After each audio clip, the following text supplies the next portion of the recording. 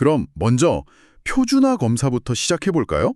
이게 검사의 모든 과정에서 일관성을 확보하려는 노력이다 이렇게 설명이 되던데 이게 구체적으로 왜 중요한 건 걸까요? 그 일관성이라는 게 정말 핵심인데요. 표준화는 결국 검사 결과의 공정성하고 직결되는 문제입니다. 만약에 검사를 실시하는 방법이나 채점 기준이 사람마다 장소마다 달라진다면요. 그럼 점수를 비교하기가 좀 어렵겠네요. 바로 그겁니다. 예를 들어서 지능 검사를 보는데 어떤 사람은 아주 조용한 방에서 보고 다른 사람은 막 옆에서 공사하는 시끄러운 환경에서 본다면 그 두 점수를 같은 선상에 놓고 비교하는 게 의미가 있을까요? 당연히 없겠죠. 환경 자체가 다르니까요. 그렇죠. 표준화는 바로 이런 여러 가지 변수들을 최대한 통제해서요. 검사 점수가 정말 그 사람의 특성만을 반영하도록 만드는 과정인 겁니다. 그래서 아주 명확한 실시 지침, 채점 지침이 필요한 거고요. 네, 그리고 검사 자체도 그냥 만드는 게 아니라 경험적인 어떤 검증 과정을 거쳐서 신뢰도나 타당도 같은 것들이 확보되어야 하고요. 시험에서는 보통 이 표준화의 목적, 그러니까 왜 하는지, 그리고 그 특징들이 뭔지를 묻는 문제가 자주 나오죠. 공정한 비교를 위한 아주 기본적인 장치다 이렇게 이해하면 되겠네요. 네, 정확합니다. 그럼요, 이렇게 표준화된 검사로 점수를 얻었다고 쳐도 사실 그 점수 숫자만 딱 봐서는 이게 어느 정도 수준인지 알기 어렵지 않나요? 가령 80점이다 이러면 이게 잘한 건지 평균인지 비교 대상이 있어야 할 것 같은데요? 네, 맞아요. 정말 중요한 포인트를 짚어주셨어요. 바로 그 비교의 기준, 그 잣대 역할을 하는 것이 바로 규준입니다. 원점수, 그러니까 그냥 얻은 점수만으로는 그 점수가 상대적으로 어떤 의미를 갖는지 전혀 알 수가 없거든요. 기준 틀이라고 하셨죠? 네, 규준은 특정 집단, 우리가 규준 집단이라고 부르는 그 집단의 점수 분포를 바탕으로 해서 만들어진 일종의 비교 기준 틀이에요. 내 점수가 그 규준 집단하고 비교했을 때 평균보다 높은지 낮은지 아니면 상위 몇 퍼센트 정도 되는지 이런 상대적인 위치 정보를 제공하는 거죠. 그래서 규준 집단을 잘 정하는 게 중요하겠군요. 그렇습니다. 이 규준을 제대로 만들려면 그 검사가 사용될 전체 모집단을 정말 잘 대표하는 그런 규준 집단을 선정하는 게 핵심입니다. 성별이라든지 연령, 학력, 지역 같은 관련 변인들을 잘 고려해서 표본을 구성해야 하고요. 네. 그리고 또 하나 중요한 게 규준은 한 번 만들면 끝이 아니라는 거예요. 사회나 교육 환경은 계속 변하잖아요. 그렇죠. 그래서 규준도 주기적으로 개정을 해서 최신성을 유지해야 합니다. 너무 오래된 규준을 쓰면 현재 시점에서 봤을 때 좀 잘못된 해석을 할 수도 있거든요. 대표성이랑 최신성 기억해야겠네요. 그럼 이 규준에도 종류가 있다고 들었어요. 크게 집단 내 규준하고 발달 규준 이렇게 나뉜다고요? 네, 맞아요. 크게 보면 그 두 가지로 나눌 수 있습니다. 집단 내 규준은 이름 그대로 개인이 속한 어떤 집단, 예를 들면 같은 학년 집단이나 비슷한 연령대 집단 내에서 상대적으로 어느 정도 위치에 있는지를 보여주는 규준이고요. 네. 반면에 발달 규준은 조금 관점에 달라서요. 어떤 정상적인 발달 과정이라는 큰 틀에서 봤을 때 이 개인이 현재 어느 단계쯤 와 있는지를 알려주는 기준이라고 보시면 됩니다. 그렇군요. 그럼 집단 내 기준부터 좀 더 자세히 들어가 볼까요? 종류가 꽤 있던데요. 백분위 점수, 표준 점수, 표준 등급. 이거 시험에 정말 자주 나오는 것들이죠. 네, 맞습니다. 특히 이 세 가지는 정말 중요해요. 그중에서 백분위 점수는 뭔가 이해하기는 제일 쉬워 보이는데 어떤 특징이 있을까요? 백분위 점수는 전체 집단을 100으로 봤을 때 개인의 상대적인 순위를 나타내는 거예요. 만약에 백분위 점수가 80이다. 그러면 나보다 점수가 낮은 사람이 전체의 80%다. 이런 의미죠. 네. 직관적이네요. 네, 해석이 아주 직관적이고 쉽다는 게 큰 장점인데, 근데 이게 또 단점도 있어요. 가장 큰 게 뭐냐면 점수 간의 간격이 동일하지가 않다는 거예요. 서열척도라서요. 점수 간 간격이 동일하지 않다. 그게 무슨 의미죠? 예를 들면 평균 근처에서는 1점만 차이 나도 백분위 순위는 5%, 10%씩 크게 차이가 날 수 있는데 아주 높은 점수대나 아주 낮은 점수대, 그러니까 양쪽 끝으로 가면 점수 차이가 꽤 커도 백분위 순위는 별로 차이가 안 날 수 있다는 거죠. 아하, 분포의 중간이랑 끝부분에서 점수차의 의미가 달라지는군요. 그렇죠. 그래서 이걸로는 뭐 점수들을 더하거나 평균을 내거나 하는 통계적인 계산을 하기가 좀 부적절해요. 아, 그 간격 문제 중요하네요. 그럼 이런 100분위 점수의 단점을 보완하려고 나온 게 혹시 표준 점수인가요? 그 Z 점수, T 점수 같은 거요? 네, 정확히 맞습니다. 표준 점수는 원점수를 그 집단의 평균이랑 표준 편차를 이용해서 일정한 규칙에 따라 변환한 점수예요. 핵심은 뭐냐면 얘는 점수 간의 간격이 동일하다는 겁니다. 등간척도죠. 아, 간격이 같다. 네, 덕분에 점수들을 서로 더하거나 빼거나 평균을 내는 등의 다양한 통계적 처리가 가능해지는 거죠. 대표적인 게 Z점수인데 이건 평균을 0, 표준 편차를 1로 변환한 거고요. 네. 근데 Z점수는 음수값도 나오고 소수점도 나오니까 좀 해석하기 불편할 수 있잖아요. 그래도 이걸 또 변환한 게 T점수 같은 거예요.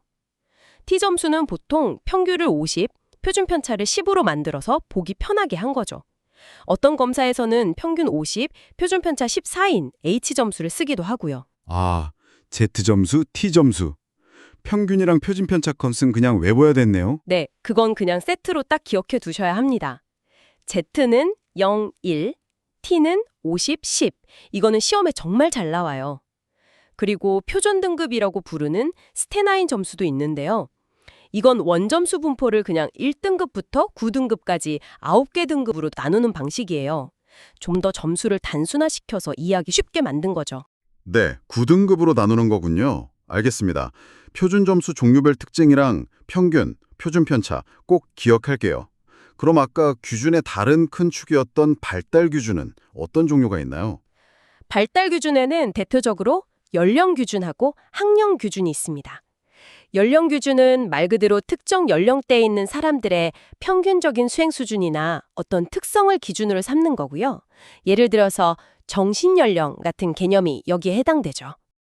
학령 규준은 특정 학년 학생들의 평균적인 수행 수준을 기준으로 삼는 거예요.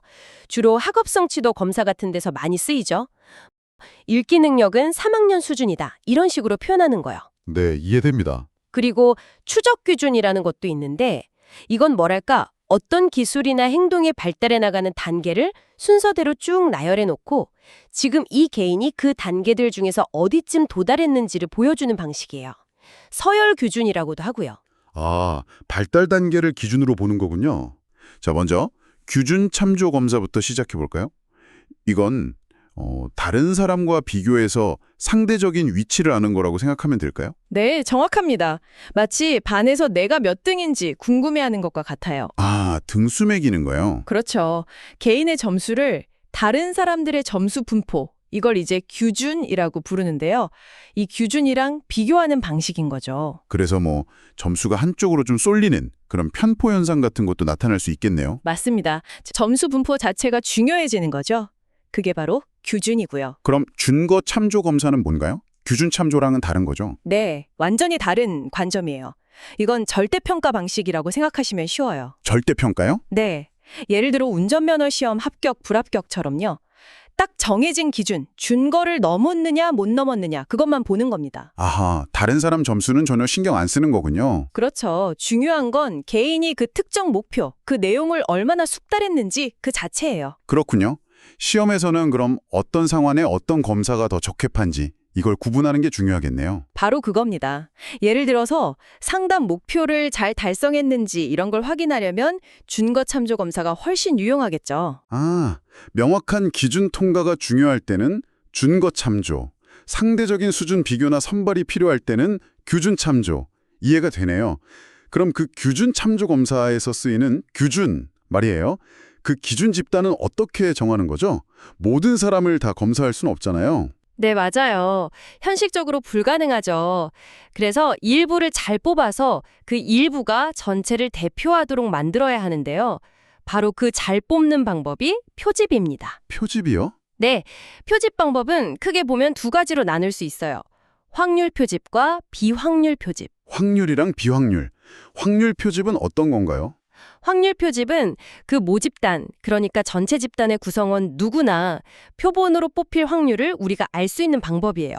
그래서 굉장히 객관적이죠. 오, 객관적이군요. 네, 대표적인 게 이제 모든 사람에게 똑같은 기회를 주는 단순 무작위 표집, 제비뽑기 생각하시면 돼요. 아, 네네. 그리고 또 중요한 게 유층 표집 혹은 층화 표집이라고 부르는 건데요.